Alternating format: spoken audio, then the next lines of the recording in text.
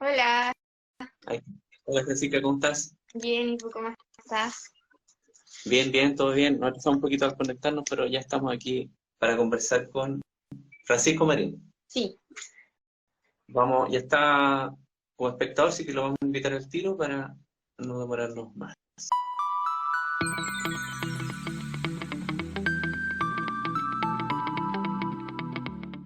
hola, Hola, hola Francisco, ¿cómo estás? Bien, bien, bien. Felipe, Francisco, un gusto, bueno, ante todo por la invitación, por la instancia.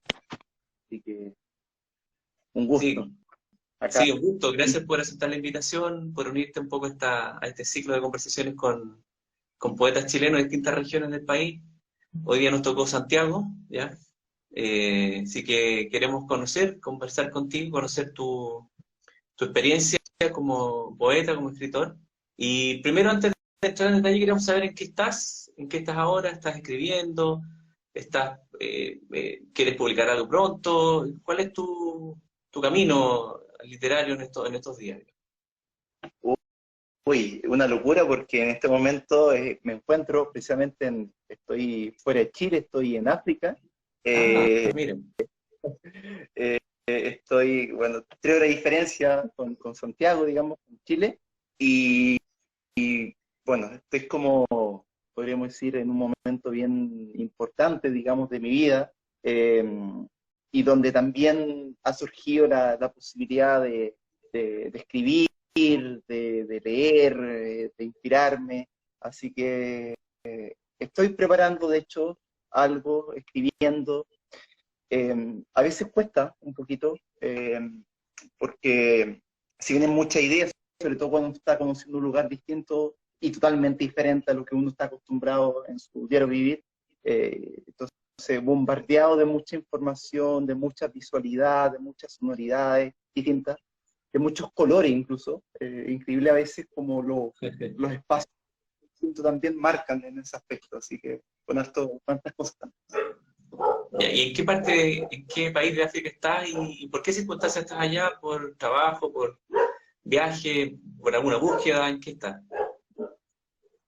Estoy en Senegal, Senegal. parte de África Occidental, y bueno, acompañando a mi esposa, me casé hace muy eh, así que digamos que estoy en estos meses acompañando a mi esposa en África y que trabaja acá, así que en parte podríamos decir que por motivos familiares, y bueno, también con la oportunidad de poder escribir, de poder descansar, de poder conocer, de poder vivir esta experiencia que a veces no siempre todas las personas podemos como acceder también, pues, estando acá en un contexto extraordinario. como África. Súper. Oye, Francisco, no sé si podrías contarnos un poco sobre tu proceso creativo y lo que significa para ti escribir poesía. Sí, para mí siempre la escritura de la poesía viene como asociado mucho a procesos como de contemplación de las cosas, de los sentimientos, de las emociones, incluso de los pensamientos. Me es mucho más cómodo escribir poesía, por ejemplo, Ujú. que escribir, me es mucho más cercano, me siento mucho más cómodo y siento que de alguna forma se me hace más natural. Eh, a veces lo pensaba con un amigo y le decía, los tiempos de la narrativa son tiempos a veces largos, uno escribe una novela, se puede demorar 5 años, 6 años, 10 años, entonces la poesía tiene esta cosa más instantánea, Claro. y muchas veces me va acompañando en la medida que voy también inspirando, eh, voy, voy observando, voy sintiendo, experimentando. Entonces, me va acompañando más la poesía, podríamos decir, como una compañera que no se pierde en el camino. Súper. Francisco, bueno, estamos saludando a todas las personas que se están incorporando a a la conversación y conversando un poquito más sobre tu poemario que tuvimos la oportunidad de leer, que es Aguante, y queríamos conversar y hacerte algunas preguntas sobre él, digamos. Nosotros, lo que yo puedo percibir, bueno, Aguante es un libro súper, mira, Ahí ahí está está. su portada. Es un poemario que es como un caleidoscopio de hartas eh, lecturas distintas. Yo podría leer que hay muchas voces poéticas, digamos, dentro del mismo libro. Entonces, yo te quería preguntar, y pareciera ser una recopilación de varios escritos de distintas épocas también, ¿ya? Eh, si tú nos pudieras contar cuál de todas esas voces poéticas, porque hay algunas que son bien marcadas, por ejemplo, el capítulo que se llama Misterio Animal, ¿cierto? Es una poesía que tú mismo dices que es más nerudiana, es más romántica, e incluso tú mismo te dices que es un poco cursi, pero que sí le das mucha fuerza. Y hay otros poemas que hablan sobre, por ejemplo, una sección que se llama Fosa Común, que es una especie de recopilación de todos esos eventos trágicos que han habido en nuestro país, donde ha habido muertes y por causa del Estado, de gente que ha muerto en protesta y todo, durante varios momentos de la época de la historia de Chile, digamos. Y así, cada capítulo tiene una temática. Y como que fueran voces líricas distintas, otros hablantes. ¿Cuál de esas voces son las que a ti como con la que tú andas ahora, digamos? ¿Cuál es la que a ti te interpreta más? Porque en el tiempo uno va como cambiando un poco la voz, va mutando, va viviendo otra experiencia y va no evolucionando, porque tú dices que evolucionar no es la palabra, es transfigurarse, dices tú. Que ese es como un concepto que te gusta porque en el fondo no es que vaya siempre en una escalada lineal hacia arriba o hacia abajo, sino como que se va transformando, ¿ya? ¿Cuál es de todas esas voces líricas la que a ti más te interpreta, te estás viviendo ahora, es la que más te convoca, digamos? Sí, lo que pasa es que es una sensación que muchas veces uno cuando escribe un libro, prepara una producción poética o narrativa, la que fuere, siempre se da la sensación de que lo último que se escribe, lo más actual que se escribe es lo mejor. Como si el libro fuera como un pan que se hornea y que sale, Mm, y que el producto final es el mejor. Claro. Este libro antes, yo siempre lo pensé como un cuaderno de poesía. Entonces, podía sobre lo escrito volver desde el presente hacia el pasado, o incluso desde el pasado interpelando el presente, volver sobre los poemas, y por eso yo me escuché muchas veces, por ejemplo, todos esos poemas más románticos que son muy antiguos, lo discutí mucho de incorporarlo, pero dije, ¿por qué no? Si en algún minuto escribí así, en un minuto, digamos, y en algún minuto también ese tipo de poema le puede interesar a algún tipo de persona, y por qué no negar esa posibilidad? ¿Por qué no claro. publicar aquello que fue en su minuto, pero que al mismo tiempo puede hacerle sentido a una persona en la Exacto. actualidad?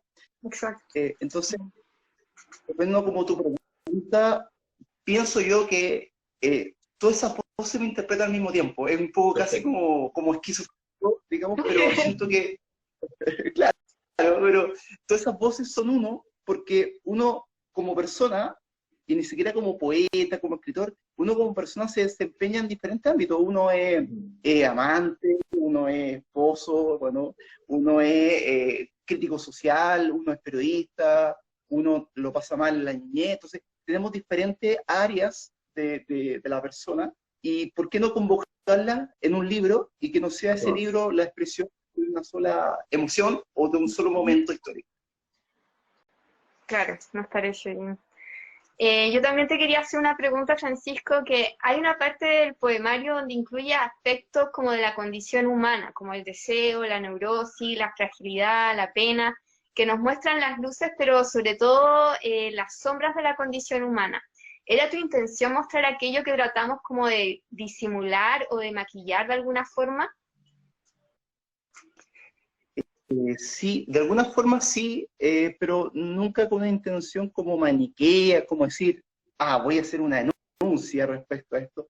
Claro. Surgió también por un momento muy particular que a todos nos pasó también con el tema de la pandemia, Ujú. donde nos obligamos, justo a estar encerrados, nos obligó también a mirarnos también en nuestras acciones, en nuestros pensamientos, en nuestros vínculos con los demás.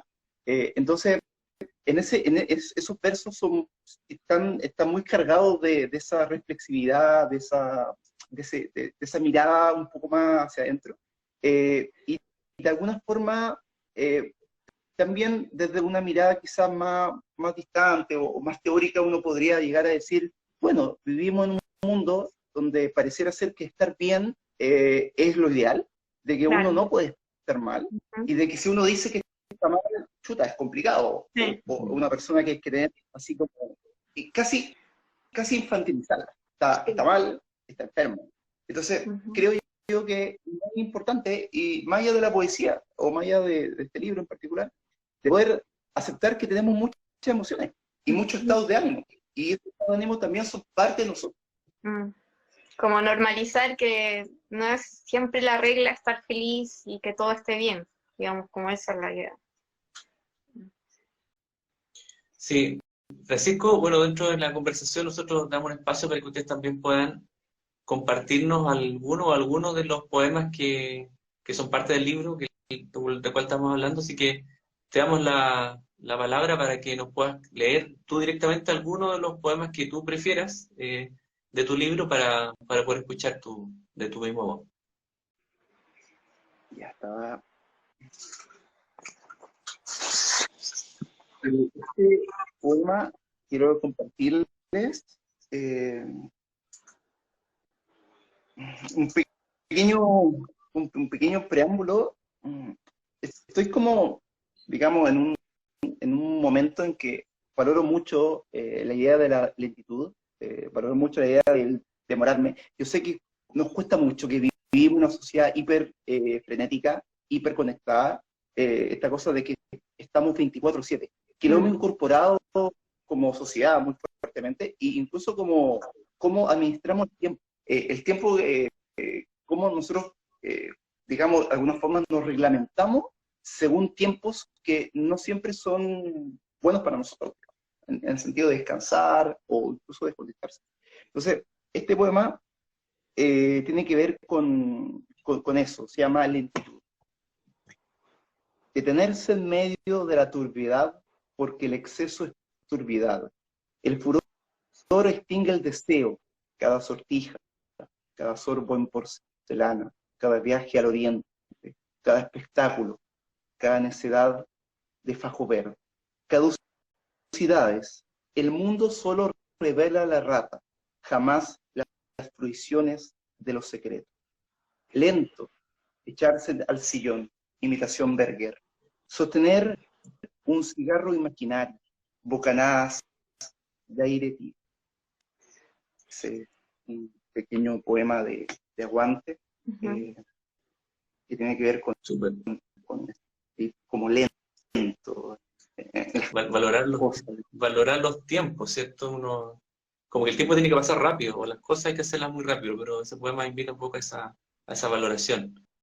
Dentro de esta dinámica de conversaciones, Francisco, tenemos una serie de preguntas que son al azar. Tenemos como 19 preguntas y les pedimos a ustedes que elijan 2 del 1 al 19 y nosotros se las leemos y ahí compartimos un poquito la respuesta.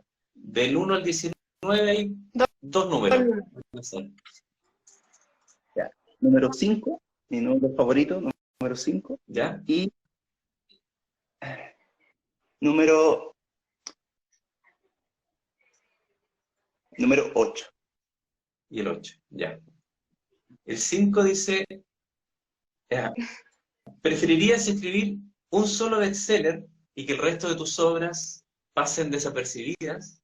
¿O muchas obras de calidad considerable, pero muy poco conocidas por parte del público lector? ¿Cuál de esos dos caminos tú preferirías? No sé si se ha entendido la pregunta. Sí, muy interesante. A mí me discuto a ese. Yo creo que todas las personas que escribimos, Francisca también, debe pasarle, que nosotros, bueno, ¿por qué escribimos? Digamos, recuerdo, voy a un taller con Gonzalo Contreras, digamos, que es un escritor chileno, y él me dice, bueno, nadie nos pide escribir, escribimos por soberbia, básicamente. No hay una... Y al final la pregunta es, ¿por qué escribimos? Y uno siempre, lo políticamente correcto dice, escribimos para el lector, para la gente, para la sociedad, pero escribimos para uno, ante todo. ante todo, Sí. no es para uno. Eh, Bajo esa lógica, cuando uno dice voy a escribir para que le agrade a la academia, o voy a escribir un libro que le agrade a la gente, sea un bestseller, se vende y gane mucha plata, eh, me da la sensación que puede ser muy legítimo, ojo, puede ser muy legítimo, pero en mi pensamiento digo que no me llena, no me llena. Yo prefiero escribir libros que me sienta contento. Por último, cuando expire mi último aliento, sentir que aquello que escribí fue auténtico, aunque nadie lo lea, aunque no se haya publicado, incluso aunque se publique y nadie lo compre, prefiero ser auténtico que traicionarme, digamos. Al menos por la honestidad. Claro. Súper. No, buena. Sí. Sí, es importante eso de respecto a para qué uno escribe, ¿eh? Yo creo que ahí va la pregunta. ¿El otro número me dijiste? El 8. No, no lo tuve. El El 8. 8. El otro. Ah, ya. Si pudieras elegir a cualquier escritor, vivo o muerto, para que hubiese sido tu mentor, ¿a quién hubieses elegido? Sin lugar a dudas, en este momento de mi vida, a Vicente Huidobro, principalmente por esta cosa aventurera, esta cosa del viaje en paracaídas, como es. Y también sobre todo los últimos poemas, los últimos libros de Vicente Huidobro, esta idea de asumir que uno como escritor también mira hacia el pasado y se da cuenta que ha vivido. Es como importante decir, he vivido esto y he estado en lugar y he conocido a tales personas y no me arrepiento. Y tampoco le mando la vida más de lo que la vida me ha dado. Porque a veces ocurre que queremos más y pedimos más y nunca estamos satisfechos por lo que tenemos. Y pensar, decir, he vivido esto y me gusta y me reconcilio con la experiencia. Yo siento que Huidobro representa, por un lado, la arrogancia. Voy a la Segunda Guerra Mundial, me siento como candidato a la República, pero al mismo tiempo, el último poema decir, he vivido este camino y no me arrepiento, y lo he pasado bien. He disfrutado. Yo creo que es un poeta que para mí me hace mucho sentido, sobre todo ahora. Quizás en el pasado no, pero en este momento de mi vida me hace mucho sentido. Y hace referencia a los últimos poemas, ¿no? También. Cuando hablas de la última etapa, donde es un Huidobro un poco más reflexivo, que habla de la guerra que le tocó vivir, quizás más contemplativo incluso, más que su primera etapa más creacionista, digamos. ¿Cierto? Por ahí va, ¿no? Sí, hay una frase que me encanta, que es como, lo he perdido todo, pero no le pido más, o no le pido a la vida lo que me quitó. O sea, al final es como, lo acepto. Es como, ya, ok, estoy bien, ya miro hacia atrás, lo viví, estuve en la guerra, y acepto esta vida y acepto también la enfermedad y acepto la muerte.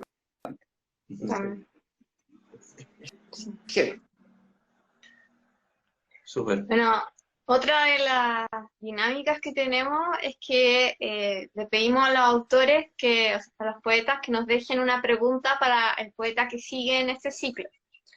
Y en este caso, la poeta anterior fue Carmen Gloria Clavijo, y dejó la siguiente pregunta. ¿Qué estrategias usarías o implementarías para sensibilizar a la comunidad adulta sobre los 30 años? Respecto a la 30 años de lector, digamos. No sé. Estrategias. Yo soy muy malo para lecciones en general o los consejos. Los doy, y por eso que yo doy muchos consejos, y mi esposa siempre me critica eso, que ando un poco moralista a veces, pero estrategia. Oye, ahí sí que una difícil pregunta, una difícil pregunta.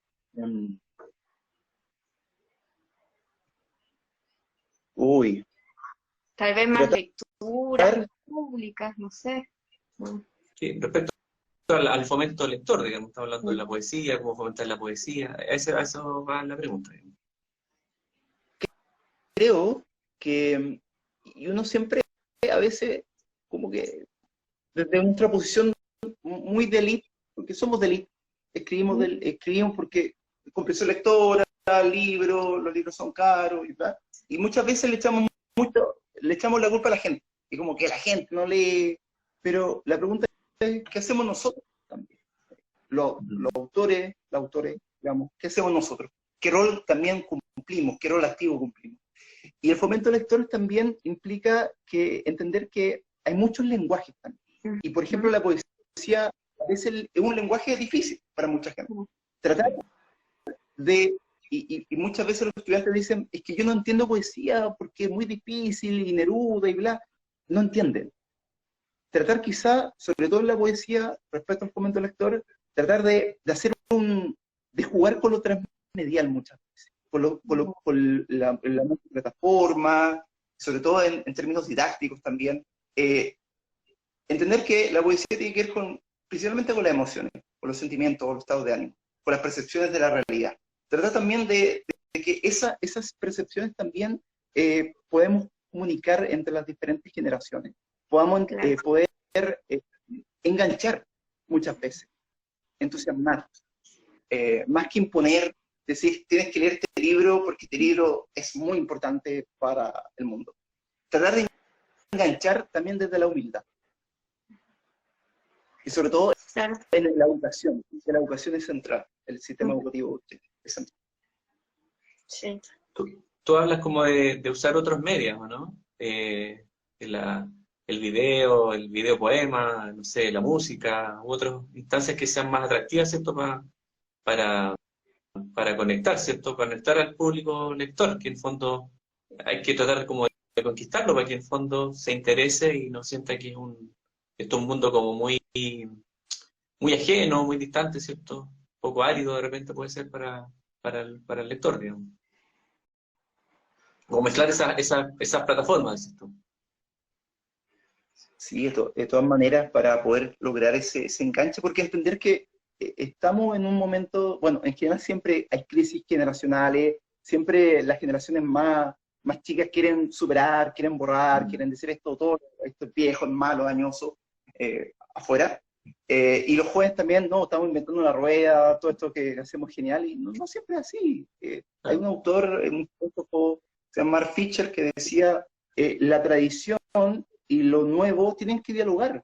Si lo nuevo no interroga a lo viejo, no existe cultura. Si lo viejo apoya a lo nuevo para refrescarse, tampoco es cultura. Entonces, hay que encontrarse generacionalmente. Es que muy concreto, por ejemplo, en los colegios todavía se enseña, o sea, se en soledad un libro cumbre en la literatura hispanoamericana, pero todavía muchas veces los colegios se hacen pruebas de alternativa y sabemos que ese modelo de estandarizado de evaluación no es muy bueno, con tantas posibilidades, con tantas posibilidades audiovisuales, radiales, podemos hacerlo, podemos enganchar. Al final las grandes historias son historias que son los conflictos humanos de siempre, entonces se puede. Yo creo que hay posibilidades, simplemente a veces la forma a veces importa mucho.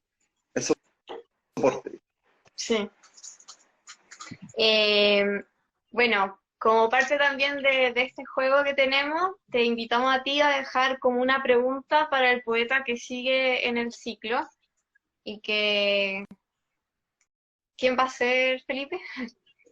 Es Ivonne Coñuecar, es una poeta de la región de Aysén. Ella vive fuera de Chile, ahora está viviendo en Argentina. Tiene varios poemas publicados. Ella va a estar con nosotros el 2 de febrero. Eso, independiente de quién sea, digamos, Francisco, ¿qué pregunta dejarías tú al próximo poeta? La próxima poeta. Uy, ya, voy a pensar unos segundos. Podría ser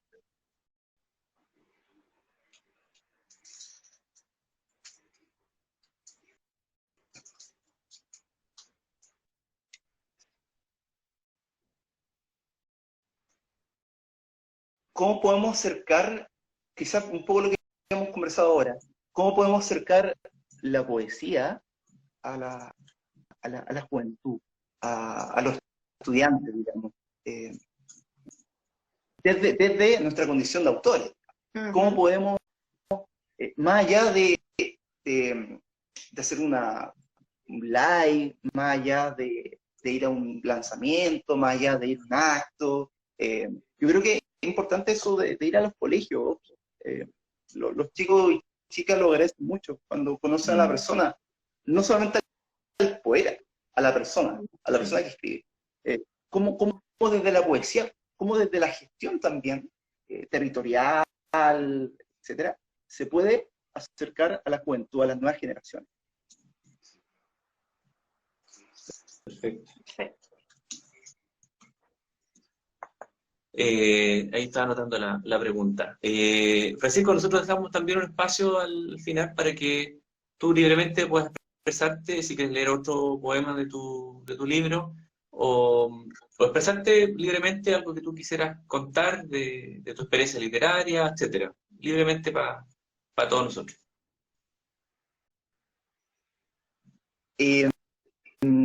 Bueno, cuando uno mira hacia el pasado, hace una retrospectiva, y uno tiende a elegir qué cosa es.